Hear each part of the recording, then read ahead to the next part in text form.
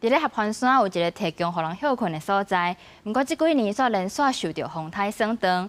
南投县政府表示，已经开始咧修复，会赶伫咧明年进行完工。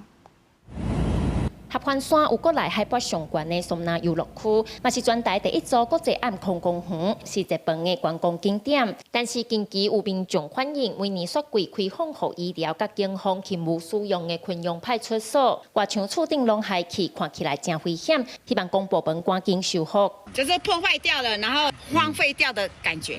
卖一些那个小吃的，其他都不要破坏。我是感觉讲还好啦，因为风台天难免拢会吹歹去，啊，紧来修理好就好啊。大家也去哩，第二张讲，搁加一个点会当耍啊，会当休困。 昆阳派出所咧旧年扛做风台来的时，挂壁损害。南投县政府表示，有报灾害修理工程，伫这个月11开工。目前厝顶有看布棚，是厂商因应风台先做补强。不过受到洋流风台影响，布棚嘛害去。礼拜三进前，厂商会去甲绑好。这个灾修工程呢，在这个月的8月11已经开工了。那预计大概150个日历天。